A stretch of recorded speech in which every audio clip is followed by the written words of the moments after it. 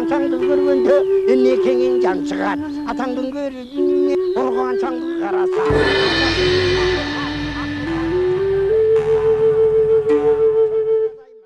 Assalamu alaikum урматтуу телекөрүүчүлөр. Кайрадан сиздердин назарыңыздарга Башканы коюп Манастайт теле долбоорубуздун кезектеги чыгарылышын тартуулайбыз.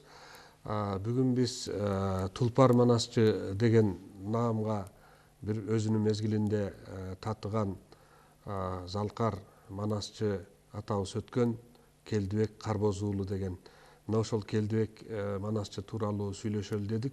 Бүгүн биз студиябызга ушул Келдибекти изилдеп, Келдибек Манасчынын манасы боюнча өзү дагы бир катар эмгектерди жазып жүргөн тарых изилдөөчү коомдук ишмер агайыбыз бар, Дастан Исламович Сарыгулов.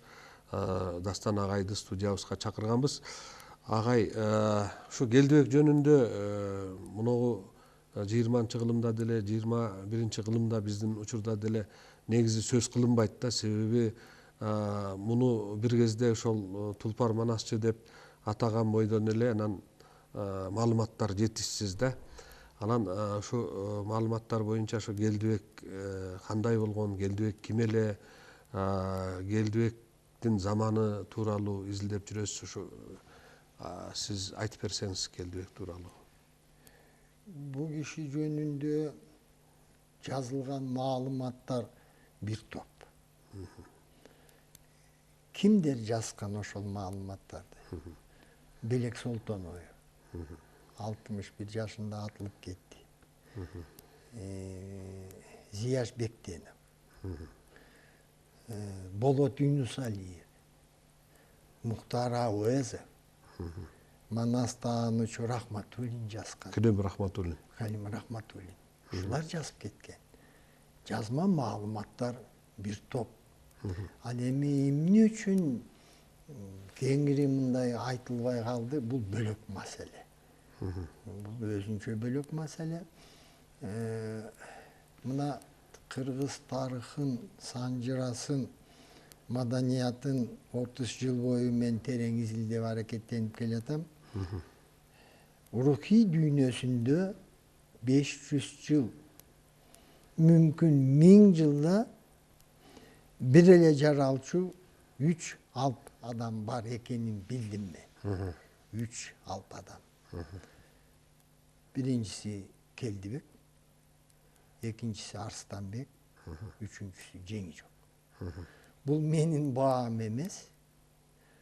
Бул бааны тарых, мезгил жана эл берген экен. Муну ачык айтып коюш керек. Келдибек Манасчы жөнүндө маалыматтар күмөн жаратпайт. Бирок эң баалуу маалымат замандашы 24 жыл кичүү болсо дагы бирге жүрүп, угуп бир нече жолу так ыр түрүндө калтырган Арстанбектин саптары. Ошол уккандан өзүнүн таасирин ыр саптарына калтырган да, Бул талашсыз эң баалуу. Себеби замандаш болгон, уккан, көргөн, ал бирөөнүн оозунан жазган эмес да. Өзү аралашып жүрүп көрүп жазган. Ал жөнүндө кийинирээк кеңири толук токтойбуз ага. Түбү Азык элинен. Нарындан, Азык элинен, нарындан Баймат уруусунан. 3 бир тууган болуптур. Барыбоз, Байбоз, Карыбоз деген. Үчөөндө тең көп жыл бою эркек бала жок. Ал убакта ырым кылып жер которуп көрбөйсүңөрбү деген кеңеш менен келип бияка Ормондун атасы Ниязбектин айылына туруп калышат экен. Ошо келгендин экинчи жылы Жел аргы деген жерде төрөлгөн Келдибек. Чүйдө. Чүйдө Жел аргы деген жерге төрөлгөн. жерден Ошону 1800-жылы төрөлүп атат, 1800-жылы. Өткөн жылы дүйнөдөн 1880-жылы. 80 жаш курагында өтүптүр да. 80 жаш курагында өткөн. Ат башынын Кара тоосунун чыгыш тарабында Баткак деген жерде дүйнө салган экен ал киши. Анан ушу келгенде көргөн балабыз, эркек балабыз деп Келдибек коюптур. Ошо Көчүп келип, жер коодарып, жер которуп келгенден кийин көргөн бала болгондуктан атын Келдибек койгон турбайбы? Төрөлгөндө эле этек алдынан улуу агасы Барыбостун аялы баланы алып багып алган экен. Ал убакта Ырым болгон да ошондой, ырым болгон, анан улуусунун сөзүнөн кичүү эч качан чыккан эмес, эки айттырган эмес да. Эркек бала эңсеп жүргөндөн кийин этек алдынан эле алып кетип баккан экен. Бирок 3 бир туугандын ортосунда тарбия таалим алып өскөн. Барыбос өзү улуусу жамакчы, ырчы, санжырачы, аш тойлордо жар чакырган, Манастан үзүндүлөрдү айткан адам. Окуяларын билген адам экен. Билген адам, айткан адам экен улуусу. Ал эми өзүнүн энеси, анан Барыбостун аялы экөө тең элге кеңирүү белгилүү кошокчу болгон экен. Абдан. Мына ушундай шартта бала өсүп Чыгармачыл чөйрөдө чоңойгон турбайбы? Жалаң эле чыгармачыл эмес, ошол жомокторду угуп, Манастын үзүндүлөрүн угуп, бул мындай ушул өнөрдө кайнап бала кезинде эне сүтү менен өскөн экен да. Анан Манасты 17 жашынан баштап айткан экен. Эми маалыматтарда минтип жазылат, түшүндө бир нече жолу түш көргөн экен бул киши. Бала кезинде кой кайтарып жүрүп уктап калып, түшүнө Манас чоролору менен кирген экен. Экинчи жолу түшүнө Манас Алмамбет Бакай кирген экен. Бирок эң чоң таасир 3-чү жолу түшүндө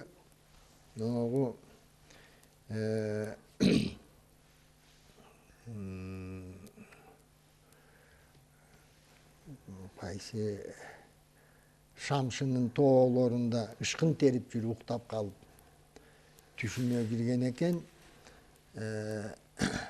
Ырамандын ырчы уулу, ошол абдан чоң шыкак бериптир.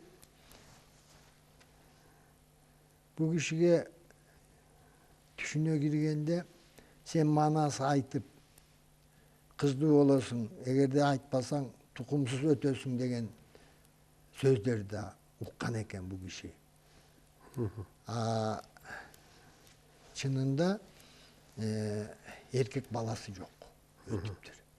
Болгону жалгыз кызы бар экен. Келдибектин жалгыз кызы бар экен. Мына Шамшы тоолорунда жүрүп, анан Ырамандын ырчы уулу кирип, ушул абдан чоң маек болуп түшүнө кирген экен. Ал Манастын кырк чоросун баарын мүнөздөп, айтып тааныштырган экен, кырк чоросун. Анан айтаптыр, мына белди ачсаң өзөндө тушоологон тулпар тукуму карагер ат турат, ошону сен минесиң, бизден сага ошол белек деп айткан экен. Баатырлардын эрдигин, кыргыздын үрп адат, каада салтын, жериңди, мекениңди даңазалап айтып жүрөсүң деп ушундай бир насаат сөз уккан экен түшүндө.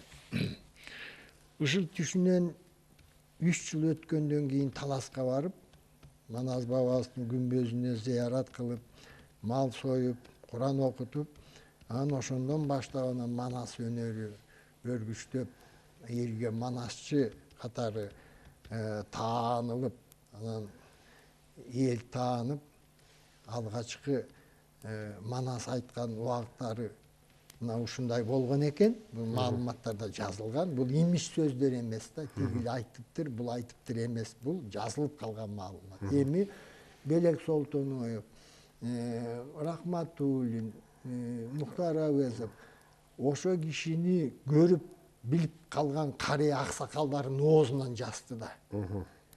Көргөн адамды көргөндөр да. Көргөн адамдар алардын оозунан алып жазышты. Булар жөн эле божомол кылып жазган жок да. Анан манасын угуп ыраазы болгон аксакалдар бир жолу сураптыр. Бу жомокту кимден үйрөндүң, кимден тарбия таалим алдың деп кызыгат да. Анан ошондо ыр менен жооп берген экен. Романдын ырчуулу ырдоого түрткү берди эле деп. Ышкын терген жериме ылайыктап келди эле.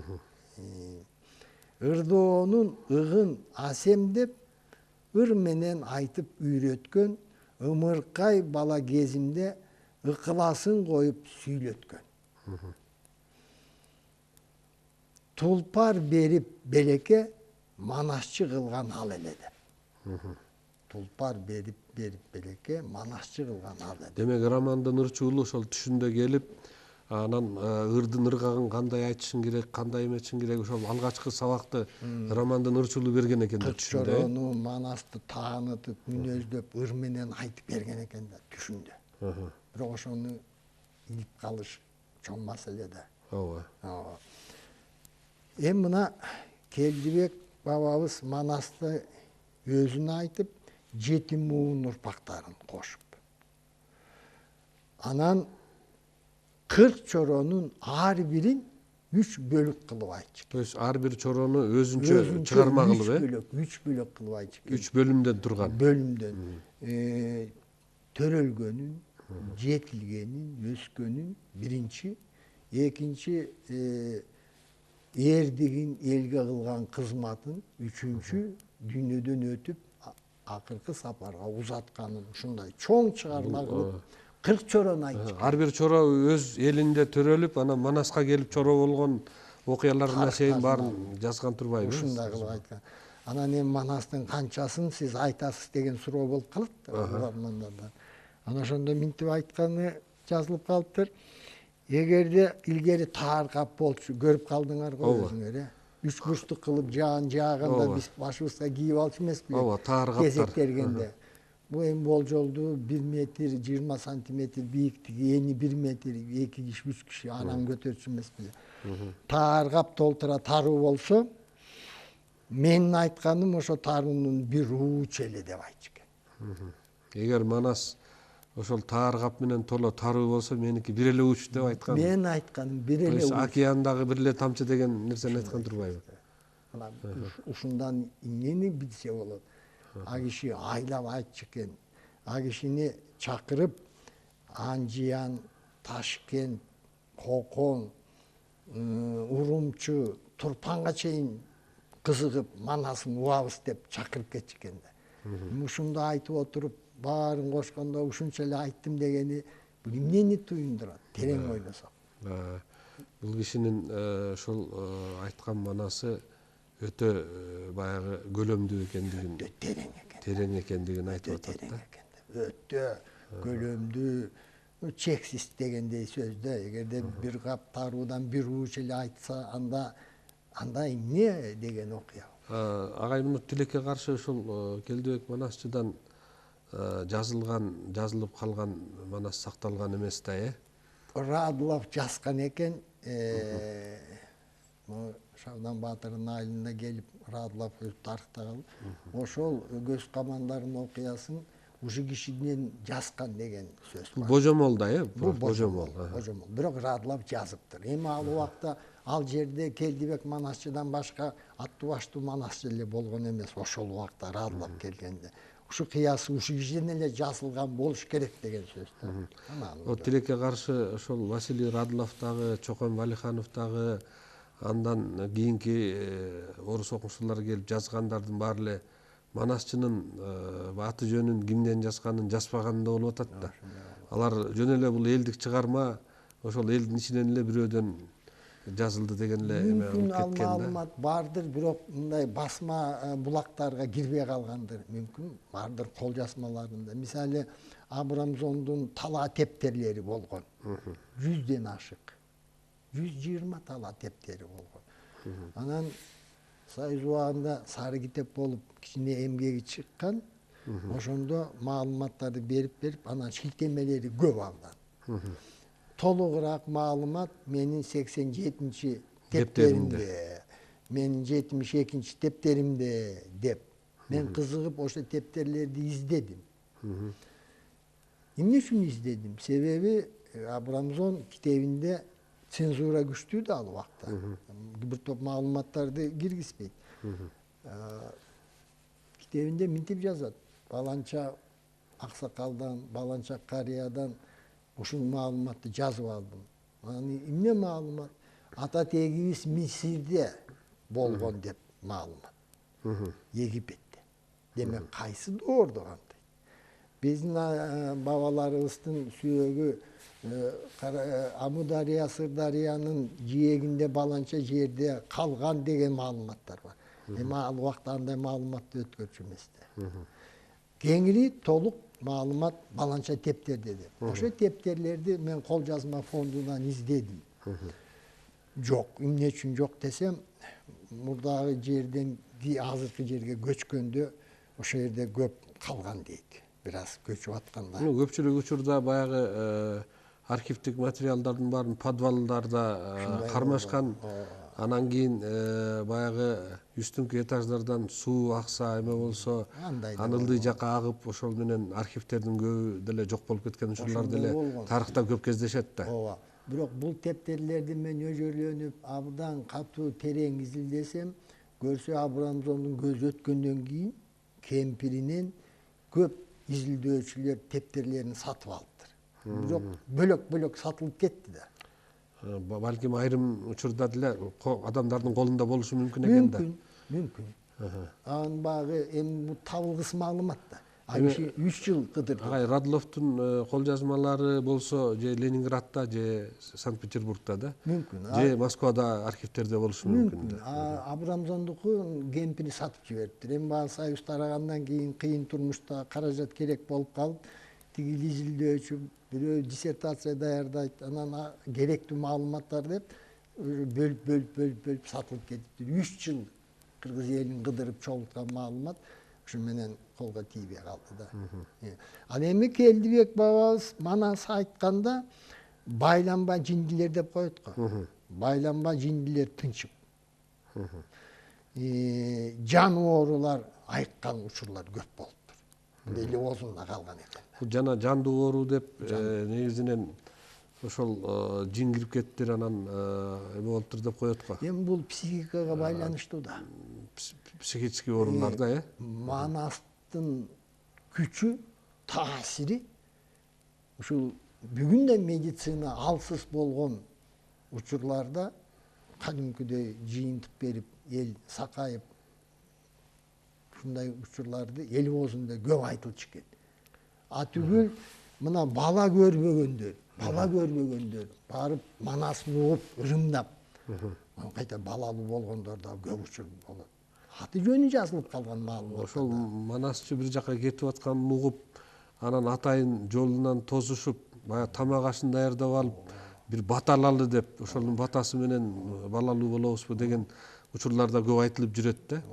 Анан ушул окуяларды бизде тилекке каршы баягы кайсы Манасчы менен жолукканын айтпай эле, ар ким өзүнүн билген Манасчысына айта берген учурлар деле көп кездешет да. Ошол себептен дагы кичине бир тарыхка тактык керек дегендей бир нерселер бар. Анан агай бул Келдибек Манасчынын сиз айтып атасыз, ошол бала көрбөгөндөр ошо Манасын угуп, анан балалуу болгон, жанагындай жандуу оорулар айыккан, көпчүлүк учурда малга да ылаң тийген учурда ошол Манасын уккан мал дагы баягы ылаңдардан айыккандыгы тууралуу Бул жана Арстанбектин ырында деле ошол айтылат да. Ырында бар, бөлөк маалымат берген карый аксакалдардын сөзүндө дагы бар бул.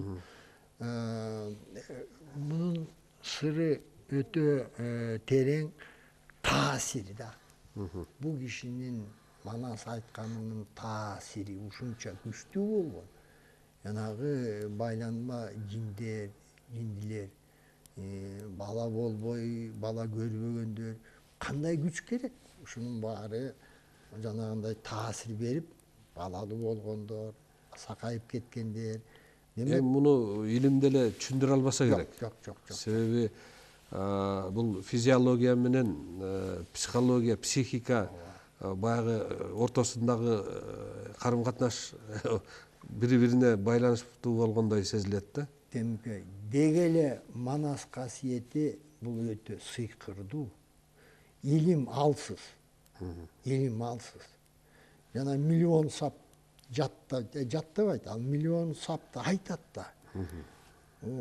Кандай болуп өмүрү көрбөгөн жерлерин тактамай сүрөттөп, мүнөздөп, баарын жер сууларын, аттарын сактап, кандай бул эмне касиет? Муну эч ким чечме деп бере албайт. Илимий жагынан дагы, бөлөк жагынан дагы бул азырынча түшүнүксүз маселе деп ойлойм да. Эми бул кишинин өзүнүн өңтүсү да сакталып калган да. Эми сүрөт жок, тартылган сүрөт жок, бирок элдин оозунан так айтылган. Бул өзү бул киши олбурлуу толмоч, ак сакалдуу, мурду кырдач, көзү бакырайган киши болгон экен. Жөнөкөй, кичипейил, мээримдүү абдан, кол ачык, берешен, март адам болгон экен да. Ошунча жер кыдырып манас айтканда ыраазы болгон адам ал убакта бергенде үйүр менен беришкен да, жылкы. Колунда барлар, байлар. Намыс үчүн берет да. Баланча жерден, баланча элден манас айттыңыз деп берет. Энди бир тай же бир ат мингизбейт да мисалы. Үйүр менен берет. Үй бербейт, жылкы кой бербейт, аны ким айдап жүрөт? Ошол үйрү жылкыларын ошол эле жердин кембагалдарына, жетим жесирлерине таратып беришкен да. А бир чети эми аны каяка айдап, каяка барып, кайсы короо сарайга кармайт, аны ким багат деген сөз. Бирок пулга айлантып акча чогултса болот, ага барбай, ушул эле элдин кембагалдарына бериш керек деп берип койчу экен. Көрбөйсүзбү кандай пейили? Бул жерде дагы бул кишинин айкөлдүгү жатат экен да. Дүйнөгө умтулбаган. Дүйнөнүн артынан баягы түшпөгөндүгү. Себеби бул киши жакшы билген да, бул касиет кетип калмак. Эгерде дүйнөкөр болсо, эгерде пендечиликке түшүп кетсең, анда кол үзмөк да бул касиетти. Бул касиеттин өзгөчөлүгү ушундай. Агай, муну акыркы кезде көп бир манасчылардын китептери жарык көрдү да. Ооба. Алсак, мына Мамбет Чокморовдун баягы Манас Семетей Сейтек үчүлтүгү жарык көрдү. Ошондой эле Кочукеевдики жарык көрдү. Анан кийин бул жакында эле Багыш Сазан уулунуку жарык көрдү. Шапак Рысмендиевдики жарык көрдү. Анан ушул баягы булар эми 19-кылымдын экинчи жарымында, 20-кылымдын биринчи жарымында жашаган манасчылар да. Анан бул манасчылардын баягы бактысы ошол жазма келип калып, манаска кызыгуу, кагаз бетине түшүрүү иши колго алынып калып, анан жазылып калган да. Ошондой эле кыргыздар жашаган Кытай жергесинде дагы китептер чыгып атат да. Эшмат манасчыныкы, Темир манасчыныкы, Жүсмө Майдалбаганда. Анан бизде ушул Келдибек манасчынын жана сиз айткан Радлов жазып алган ошо Көз камандар окуясы ушу Келдибектики болуш керек деген эле баягы бул божомол катары айтылып атат да.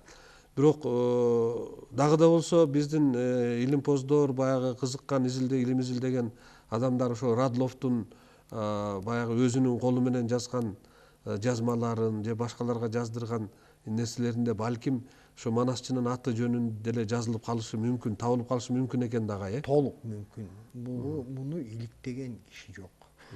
Бул ишти мамлекеттик деңгээлде гана чечсе болот, себеби каржы маселеси оңой эмес, көп убакытты талап кылат. Мүмкүн 1 ай, 2 ай издеш керек, архивтерге барыш керек, китепканаларга барыш керек. Мына Россиянын Санкт-Петербургда, Москвадагы, мүмкүн мына Турцияда чогултуш керек да. Бирок бул мамлекеттик деңгээлде чоң саясат болмойун ишке ашпаган иш да бул. Ишке ашпайт да бул. Көпчүлүк учурда бул жана 16-жылда үркүндө кыргыз эли үркүп ошол Кытай жерин көздөй баягы эмне үчүн Кытайга дегенде ал жакта дагы ошо кыргыздар жашаган үчүн тууганга качат экен да. Анан барганда ошол көптөгөн манасчыларыбыз деле барган экен. Чойке, Саякбай, Сагынбай, дагы бир топ манасчылар, бизге аты белгисиз болгон манасчылар деле үркүп барган экен. Анан айрымдарынан ошол жактан жазып алгандыгы тууралуу маалыматтар бар. Айрымдары бул жактан китептерди ошол өздөрүнүн жазган китептерин кошо ала барып, анан баягы кара жанын багыш үчүн, айла жок курсак тойгузуш үчүн, эптеп өлбөстүн күнүн көрүш үчүн анан ошол талканга алмашып, бир нерселерге оокатка алмашып алган учурлар айтылат да. Бирок Кытай жергесинде дагы баягы маданий революция болгондо ошолордун көбү жок болуп кетти деп атат. Бирок акыркы кезде кайра четинен чыга баштады да. Баягы катып жүргөн айрымдар баягы көмөк алып же эч кимге көрсөтпөй баягы сактап сары майдай сактаган нерселер чыгып аткандыгы дагы айтылып келүүдө. Балким ошолордун арасында Келдибектен дагы жазылып алынган бир нерселер табылып калышы мүмкүнбү деген бир үмүт бар да. Туура. Себеби бул маселе изилденген жок да азыркыга чейин. Атүгүл силердин берүүңөрдүн бирөөндө манасчылар жөнүндө сөз кылдыңар. Тыныбек Жапыйылуу, бирок Келдибек жөнүндө сөз болгон жок. Эми сиз менен жасап атабыз да Келдибек тууралуу. Келдибек менен сөз болгон жок. Эми ал алп манасчы, тулпар манасчы да. Мына маалыматта Келдибек манасчынын касиети, өнөрү жөнүндө бир топ жазылган. Мен аларды майдалабай эле коеюн. Алар өзү майда эмес. Муктар Әуезовдун жазганы майда болобу? Болот Юнусалиевдин жазганы майда эмес. Бирок замандаш Арстанбектин чоңду менен айтышканда, ошону мен азыр айтып берейин. Айтып берсеңиз. Айтып берейин. Чоңду менен Арстанбек айтышат. Чоңду дагы убагында чоң манасчы болгон, өзү акын болгон. Абдан да а киши жөнүндө өзүнчө сөз кылыш керек да. Эми четинде да айтып кереги жок. Сөз кылсак, эми Арстанбек минтип айтып атпайбы чоңдуга? Манастын жери талас деп баян кылдың баятан. Ал айтканың растыр, алдастабай тура тур, аламан ырчы сизде бар, алп манасчы бизде бар деп атат. Уктуң белең өнөгүм Келдибек манас айтканда. Ошол жерден баштайлы. Уктуң белең өнөгүм Келдибек манас айтканда, шамал уруп, бук болуп, боз үйлөргө жүк болуп деп атат да. Чагылган учуп чартылдап, кереге уук карчылдап, үзүктөрү желпилдеп, түндүк жабуу салпылдап, эшиктери шалкылдап, ат дүбүртү угулуп, айры калбай чогулуп, журт атасы манастын, Алмамбет сыргак чубактын арбагы көзгө көрүнүп. 40 чоро кырдан суурулуп, кемпирлер турчу балпылдап, келиндер коркчу калчылдап, желеде кулун чыңырбай, кымызга көңүл бурулбай, азынабай айгырым, аздектеп турчу баардыгы төөлөр чөгүп жодурап, карылары кобурап, койлор жуушап кепшебей, коңулда иттер эт жебей, барбардыгер кудурет паана болуп өзүнө, кара тору түспөлү кыпкызыл болуп чыңалып, арча отундай чок болчу ашырып айтаар манасты, агуул куул кыргызда андай адам жок болчу дейт. Мына жана мал жөнүндө айттыңар, бу жерде да айтылып атат. Мал ушундай кабыл алыш экен да, агуул куул кыргызда андай адам жок болчу. Демек агуул куул 12-кылымдан бери. Билесиз, ошон үчүн 12-кылымдан бери ошол 19-кылымга чейин айтып атпайбы? Агул кул кыргызда андай адам жок болчу да. Эмне деген бу? Өзү Арстанбек Буйлаш уулу дагы бул өтө таланттуу, анан билимдүү адам болгон экен да. Абдан. Анан бул өзү комузчу катары дагы 500төн ашык күү чыгарган деп мен бир эмеден окудум эле. Анан бул Арстанбек жөнүндө да өзүнчө бир теле берүү кылышыбыз керек. Өзүнчө. Бул Келдибекке ушунчалык баа бергенине караганда бул Келдибекти аябай жакындан жакшы билсе керек. Аралашып жүрдү да, аралашып жүрдү да. Эми тиги да таанымал, тиги да белгилүү адам. Эми аягына чыгайын. Түндүк бою түйүлүп, кереге бою керилип, коргошундай былкылдап, 12 мүчө шалкылдап, бүт денеси балкылдап, 10 манжасы калтылдап, тар дүйнөнү унутуп, кең бейиште жүргөндөй сыйкырдуу дүйнө аралап керемет болуп кеткенин көргөн жайым бар эле, көрбөгөн адам зар эле, Келдибек Манасчынын нары эле деп атат да. Мына ушул жерде чечмелеп берсек, тар дүйнөнү унутуп кең бейиште жүргөндөй. Эмне деген сөз? Бул өзүңдү жоготмок түгүл, кең бейиште жүргөндөй сезилесиң да. Эмне деген сөз? Аны айтып атпайбы? Сыйкырдуу дүйнө аралап керемет болуп кеткени. Өзүм көргөм деп атат да, көргөн жайым бар эле дейт. Ошону айтып атпайбы? Манасчынын нары эле деп. Эми нар деген азыркы заманда көп жаштар билбей калды нар деген. Себеби көчкөндө тоодо, араба пайдасыз. Мүмкүнчүлүк эмес. Мүмкүн эмес. Өгүз күчтүү ат деп коелу. Бирок алар да көтөрө албаган төөнүн дагы түрү бар да. Нар, эми нардан нары эч ким күчтүү эч жаныбар жок да. Манасчынын нары эле деп атат да. 12 пил көтөргөн, жүктү көтөргөн нар деп дагы салыштырат да. Айтып атпайсың.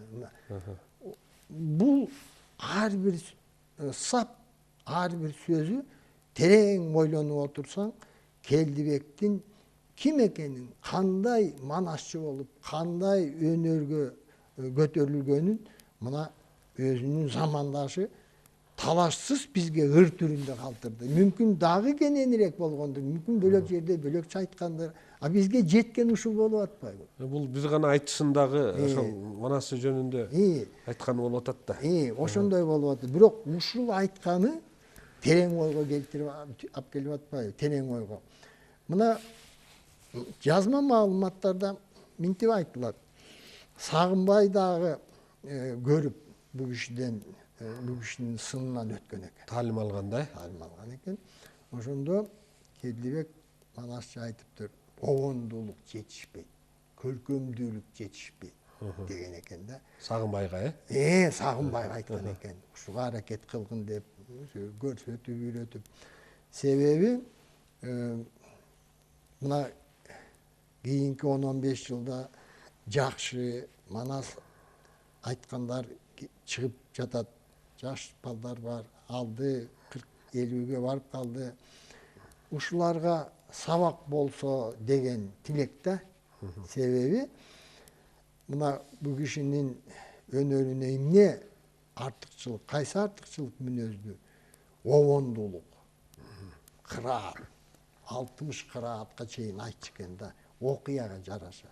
Биздин мына жаш балдар, орто муундагы манасчылар 1-2 кыраат менен эле айтып атат да. Саякбай Каралаевди 27 кыраат менен айтчу дейт. 27 кыраат. А бу кишиники 60 кыраат экен да. 60 кыраат менен айтчу экен. Көрдүңүзбү? 3 эсе көп. Окуяга жараша, каармандарга мүнөзүнө ылайыктап туруп, төкмө обончулук болгондо бу кишиде. Мына обондуулук деп атат. Көркөмдүүлүк деп Сагынбай айтып кеткен. Көркөмдүүлүк анагы колу менен, өңү менен бул өзү айтканда малдаш урунуп отурган эме ар бир угуучуга келип маңдайына кейде жөргөлөп келип калчу экен. Тиктеп айтчу экен. Ошондо корккону коркуп, өзүн жоготконун жоготуп, тиги дүйнөгө кирип кеткен, тиги дүйнөгө кирип кетип, мушундай көркөмдүүлүк менен айтчу экен. Анан мазмуну тереңдиги мен жана айттым, мен Манасты эмес урпактары менен 40 чорону өзүнчө ар бирин айткан. Бул эмне деген керемет, андайды мен элестете албайм. Мына анан таасирлүүлүк негизи Манастын уккан адам ошонун таасирине кызыгып, ал маалыматына да кызыгат, бирок эң керемет таасир алат да. Таасир алат. Жанагы байланба жин оорудагылар, бала көрбөгөндөр ошо таасирдин жыйынтыгы менен жанагындай болуп атат да. Ошол баягы сөздүн керемети анан кырааттын кереметинен улам адам өзүнүн ички психологиясындагы бир химиялык өзгөрүштөр жүрүп, анан кийин жанагындай хромосомдордун баягы жылуулары, орун алмашуулары болуп туруп анан балалуу болуп атат да, Көрдүңүзбү? Мына былтыр окумуштуулар бир ачылышка келди. ДНКнын түзүлүшүн үндүн таасири менен өзгөртсө болот деп далилдеп беришти да. ДНКнын таасирин ошол үндүн күчү менен өзгөртсө болот экен деп аныктап беришти. Демек бул киши ошондой касиетке ээ болгон да. Эми чоң манасчы болуш үчүн бир нече касиетти жараткан бериш керек экен. Биринчи Санжыра тарыхты билбеген адам кантип айтылат Манасты? Санжыраны билбесе, тарыхты билбесе, жер сууларды билбесе айтуу кыйын да.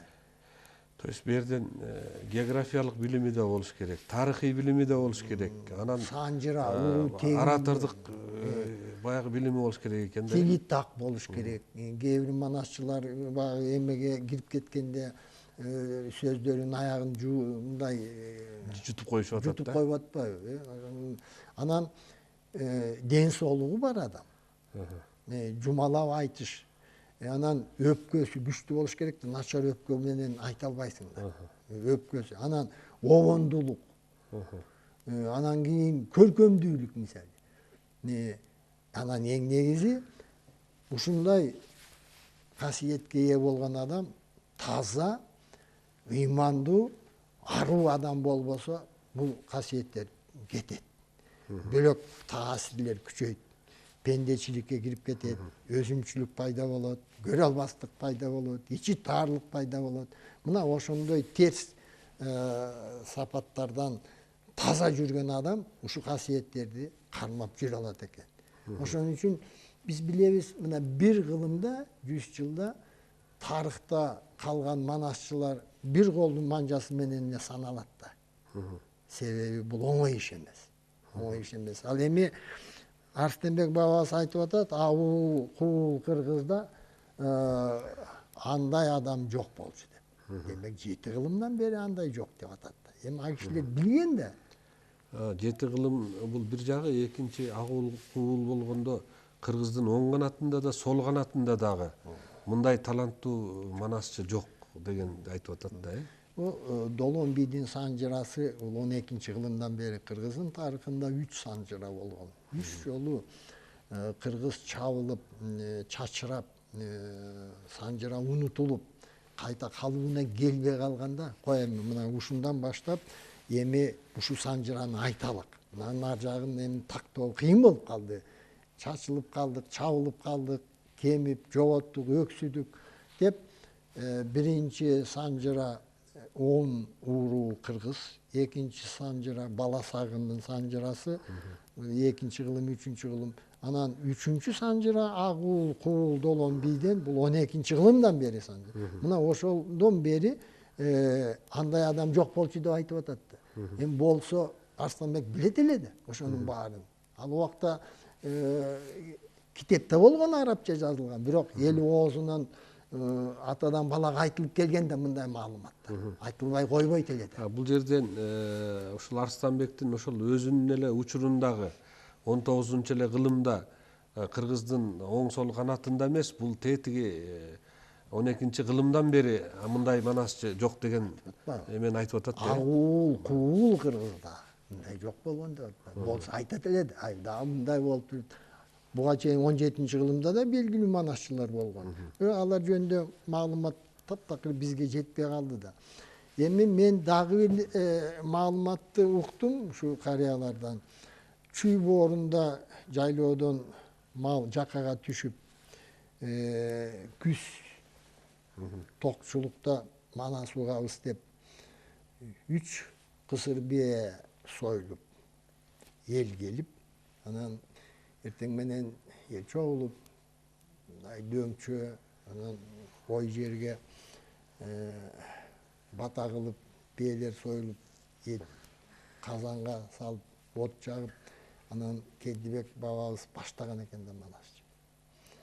Ошо менен бир аз тамагым саарымай жутайын деп токтосо, жылдыздар тарап калыптыр асманда. Элдин баары отурган жерден отурат, мал тейленбей калды. Ал убакта койлорду саачу эле, койлор салынбай калды. Чыгып, от өчкөн боюнча эт жийки. Этке дагы отто койгонго үлгүрүшпөптүр да. Унутуп койгон да. Унутуп койгон. Мына Арыстанбек бабабыз айткандай, тар дүйнөнү унутуп, кембейиште жүргөндөй болгон да, бар. Арбалып калган да. Өзүңүз элестетип көрүңүз. Мына Саякбай бабабыз айтканда, Чыңгыз Айтматовдун эскерүүсү бар го, жаан төгүп жибергенде эл козголбой, жаан төккөнүнө карабай. Чуркап барып тиги навестин астына тура калып анан карасам эч ким ордунан козголбоптур деп. Мына бул чындык да. Эми биз албетте Саякбай бабабыз жөнүндө, Сагынбай бабабыз жөнүндө маалымат кеңири да. Кечеүнкү жакында эле болгон кишилер. Ошон үчүн андан бир кылым мурда өткөн Келдибек манасчыбыз жөнүндө сөз көп болбой, билген адамдар азайып, ошон үчүн кандай бир көмүскөдө калгандай болот да. А чын-чынында келгенде мен ырымдап айтат элем, азыр жаш манасчылар Келдибек бабабыздын арбагына жылына бир жолу таазим кылмайынча бийик көтөрө албайт деп ойлойм да. Ошо кишинин үлгү кылып бизге мурас кылып калтырган обондуулугу, көркөмдүүлүгү, мазмундуулугу, таасирлүүлүгү, анан өзү берешен, айкөл, март, жөнөкөй, мээримдүү, ушул сапаттарга умтулуш керек. Келдибек бабабыздын арбагын ыраазы кылмайынча чоң манасчы болбойт деп ойлойм. Өзү агай, ошо көптөн бери мен дагы ойлонуп жүрөм.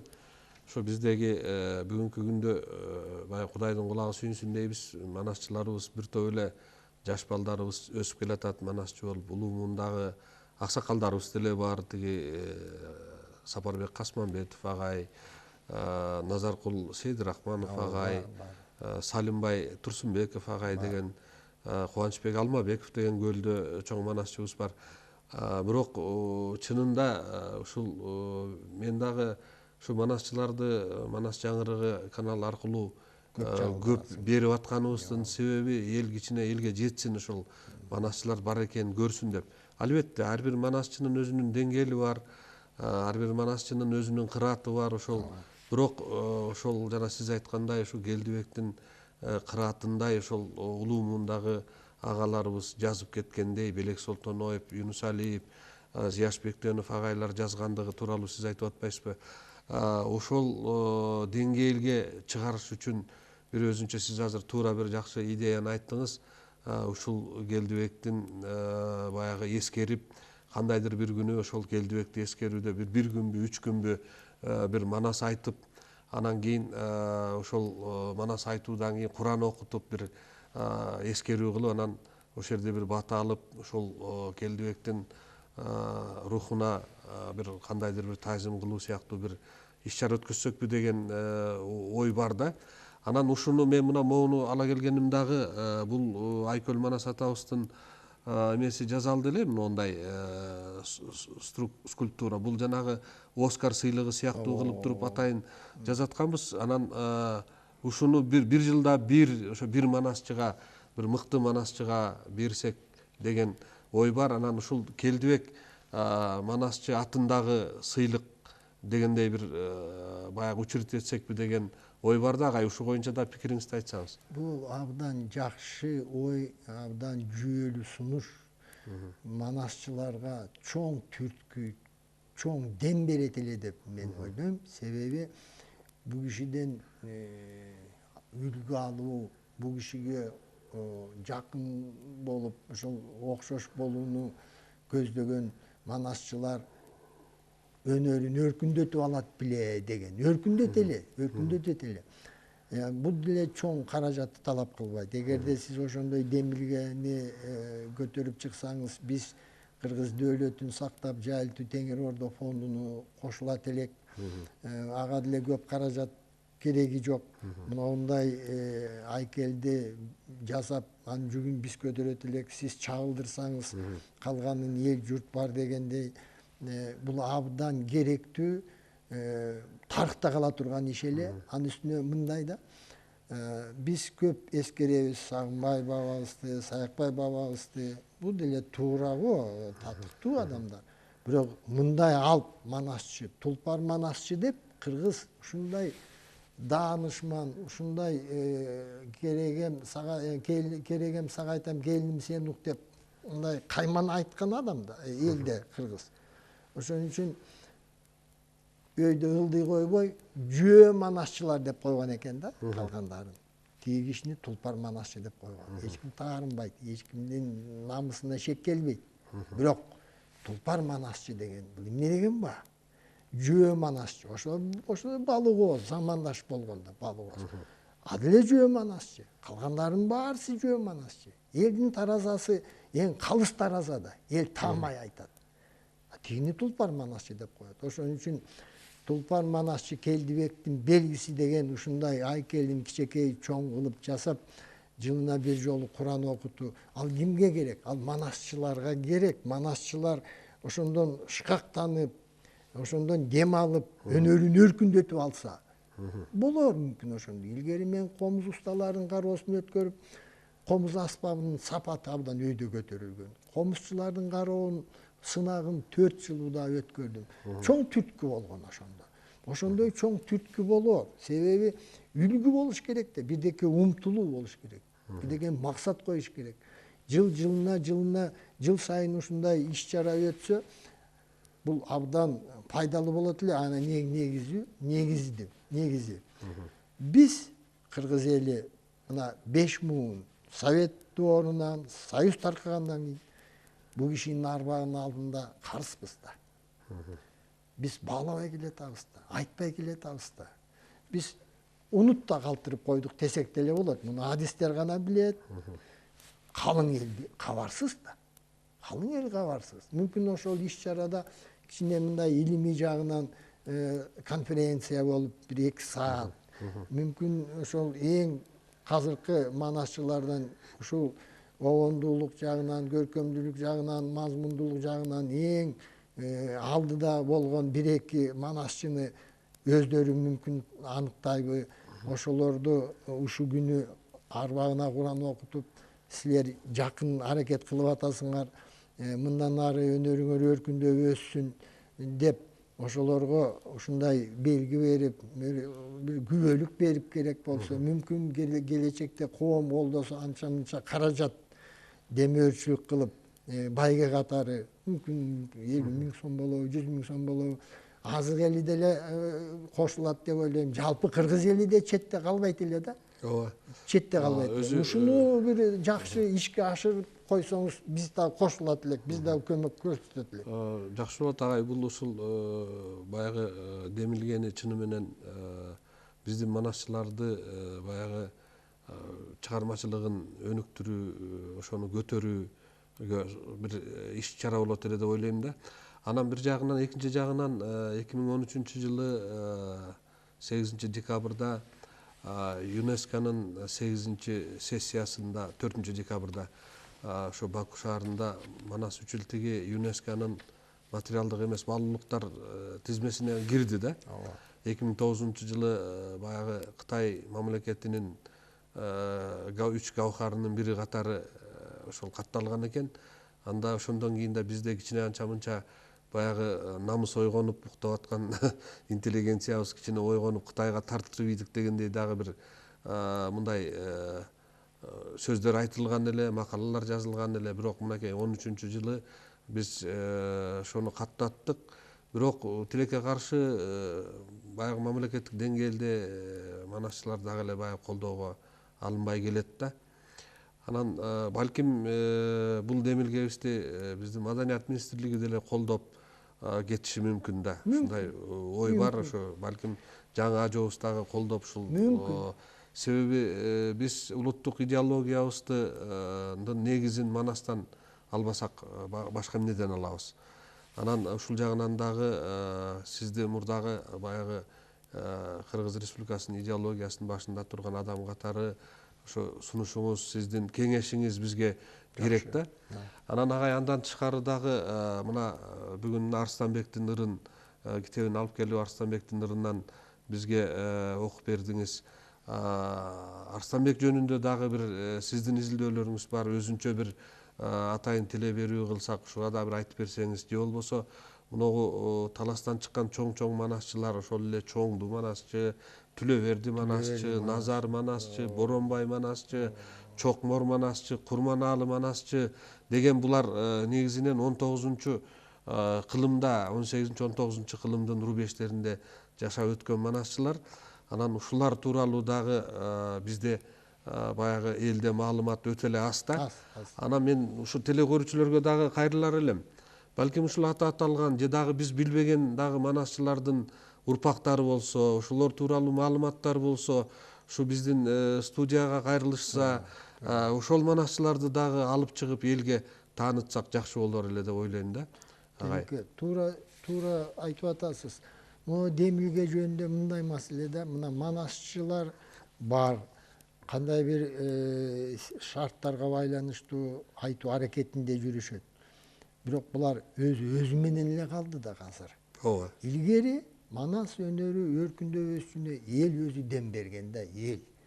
Ал убакта сын алгы жок, үн алгы жок. Эл өзү угуп, өзү баалап, өзү көтөрүп, өзү даңазалап алган. Ошо менен өнөр өскөн да. Азыр көрүп атабыз, мына топ ойногон, баскетбол, волейбол, футбол булар такай машыгып атат да. Күрөш боюнча, оюндар, спорт оюндары боюнча такай машыгуу болот да. Буларда жок андай таасир, алчу нерсе жок болуп атпайбы? Булар өзү менен. Ошон үчүн сиздин сунушуңуз бул кыргыздын рухий дүйнөсүнүн бир чоң бутагын мындай бир түткү берип, дем берип, ошону бир алдыга жылдоо аракетинин натыйжалуулугун биз көрүп калат элек да, же кийинки муундар көрүп калат эле, бирок муну башташ керек да. Анан ушунун негизги эмесин ушул Келдибек манасчынын баягы эскерүү катары, ошол Келдибектен таалим алуу катары бир кылсак кандай Ошондой кылыш керек да. Бу жерде өзөк тулпар манасчы, жанагы белги дагы бир манасчыга болобу татыктуусун өздөрү тандасын. Баланча жылы тулпар манасчы Келдибектин белгиси деп үй бүлөсүндө да калат, тарыхта да калат, элге журтка жайылат, туурабы? Эми ошондо умтулуу болот, аракет болот, өсүү болот. Мен билем, мектеп бар манасчылардын, Баткен Шерниязов жетектеп, демөөрчүлүк кылып жүрөт. Бирок ал жетишсиз деп ойлойм да. Анан негизи манас өнөрү коомго чоң таасир бериш үчүн мына Келдибек, Балык Ооз, Тыныбек, Саякбай ушундай деңгээлде манас айтканда ошондо таасири талашсыз болот. Андай деңгээлге жетпесе жаман эмес, жакшы, үзүндүсүн көрдүк. Бул булак соолуп аптыр, бар экен дегендин деңгээлинде болуп атпайбы? Рухий дүйнө болуп, рухий күчкө айлана элек да. Мына элде азыр дүйнөдө ушундай абал, элибиз дүйнө жүзүн кыдырып, соода сатык менен жүрөт. Ар кандай маданияттын таасири, ар кандай диндердин таасири, коомду, элди бөлүп жарганын күбө болуп отурабыз. Эмне үчүн өзүбүздүн рухий дүйнөбүздүн алп адамдарын, алп өнөрүн, сыйкырдуу касиетин биз өзүбүз колдоп, коштобойбуз? Эмне үчүн? Биз кимден күтүп отурабыз? Мисалы, бөлөк элдерге мунун кереги жок. Алар муну билбейт, алар муну мүмкүн түшүнбейт дагы. Мүмкүн баалайт. Мисалы, Самат Көчөрбаев Тайванга барып айтпадыбы? Ошондо 10 күнгө кеткен да. 10 күндөн кийин жок. Анан мен бир жумадан кийин айттым, ай балдар тактагылачы, мүмкүн адашып бөлөк жака учуп кеттиби десем, балдар тактаптыр, жок аны калтырып кайтты дейт. Дагы уккулары келип, Эми суроо. Айткан сөзүн бирин түшүнбөсө. Бирин түшүнбөйт. 10 күн укту. Анан айтыптыр. Эми дагы бир 10 күн калды. Бизге ушу күндө айтып турчу ушуну. Тамак ашыңды баарын көтөрөлүк деп, азыр жүрөт го Самат Көчөрбаев. Дастан агай, бир нерсе да, муногу Нинке ван дер Хейде деген Нидерландиялык окумуштуу бар. Ал өзү студент кезинде ошо Кыргызстанга келип, аны Ысык көлдүн жээгинде эс алып жүрүп, анан Каба Атабековдун манас айтканын уккан экен да. Угуп, анан ошол бир душевный бир состоянияга түштүм дейт да. Анан жыл сайын келип, ошо Кабаны изучать этип, калган манасчыларды анан докторлугун жактаптыр, ошончо китеп чыгарды да, өткөндө келип кеткен. Анан айтат да, бул манас өзүнчө бир керемет дүйнө дейт. Мен дейт келгенде кыргызча бир сөз түшүнбөй туруп дейт. Бир сөз түшүнбөй туруп манас айтып атканда, ошол манасчынын дүйнөсүнө кирип кеттим дейт. Өзүм билбей калдым кандай киргенимди. Мне это было комфортно дейт да. Анан ошондон анан бул кайра Кыргызстанга болгон баягы махабаты ачылып, ошол кыздын Нидерландиялык. Анан келип ошо кыргыздардын жашоосун изилдеп, кыргыз манасты изилдеп, анан бүгүнкү күндө ошо доктор болуп отурган айым да. Анан бул чынын менен эле бул темага дагы өзүнчө бир сүйлөшүшүбүз керек, манасчыларды дагы алып келип, ошол манасчы жанагы манасты кандай болуп айтат, кандай кылып айтып атканда эме болот. Бизде баягы пенделик сезим менен айтабыз да, бул жаттап алган депчи. Анан мен өзүм да жаттап көрдүм да агай. Жаттап көрдүм. Анан канчалык жаттай алат экенмин депчи. Канча убакыттыкы текстти жаттай алам деп. Анан жаттайт экен адам. Баягы Куранды деле жатка жаттап атпайбызбы? Анан жаттаган менен муну дайыма кайталап турбасаң, эртең эле кайра бир жерден бир сабын жоготуп алсаң эле бүттү, токтоп калат экенсиң да. Анан жана манасчылар 3 сааттап, 5 сааттап, бир күндөп, суткалап, айлап айткан чыны менен бул өзүнчө бир феномен. Анан бул жөнүндө дагы өзүнчө бир теле берүү кылабыз. Агай, сиз жанагы айтылган манасчылар, анан Арыстанбек, ушулар боюнча дагы бир өзүңүз бир атайын бир берүүлөрдү жасасак, ошого катышып берсеңиз. Эме темеке, бул сунушуңуз абдан жүйөлүү сунуш. Эмне үчүн? 25 жыл болду Союз тарады. Биз алдыга жол таптыкпы же таба элекпизби? Менин оюмча, биз алдыга жол таба элекпиз дагы. Буга далил миллионго жакын мекендештерибиз сыртта жүрөт. Өз мекенинде жумуш менен камсыз болобу. Калганын айтпай эле коеюн. Рухий багытта, мына жаштардын азыр бөлөк багытта аң сезими калыптанганын чечмелеп эле коеюн. Биз ата бабадан калган кыргыздын улуу дүйнөсүн, улуу дөөлөтүн ошондон азыктанбайынча биз алдыга жол таппайбыз. Мына сиз айткан темалар, мына Арыстанбек бабабыз, бул алп адам. Бул адам 1000 жылда бир келет. Жеңи жок. Эгерде даанышмандарга келсек, мына акелер, Садыр аке, Мойт аке, Сарт аке, Кыдыр аке, Карга аке, Тилекмат аке. Эмне үчүн биз булардын мурасына, керезине кайрылбайбыз? Булар керемет.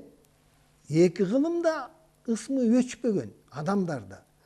Эмне биз карызбыз. Биз асмандан түшө калган жокпуз. Биз ушундай болуп адамдай калыптансак, анда ошо бабалардын таасири, ошол улуулардын мурасы. Анан биз көңүл бурбай калбадыкпы? Ошон үчүн чыкпай келди да. Мисалы Арыстанбек жеңи жок мисалы. Ошон үчүн болбой келди. Акелер жөнүндө мына бир эле сап тезектөр айткан экен Садыр акеге.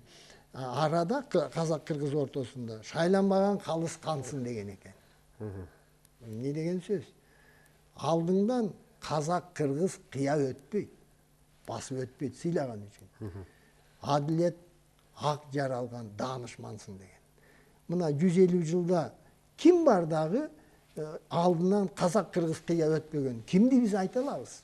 Мен Совет министр болгондор бар, партиялык кызматкерлер бар. Атүгүл президенттер эми экөө качып кетти. Биринчи секретарь болуп иштегендер бар, Биринчи 20 жылдап секретарь, деңиз. депутат болгондор бар.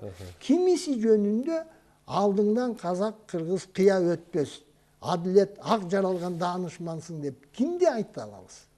Эмне үчүн Садыр экенин өмүр баянына, ошо кишинин улуу мурасына биз кайрылбайбыз? Эмне үчүн? Ушунча эле биз өнүгүп өсүп кеттикпи?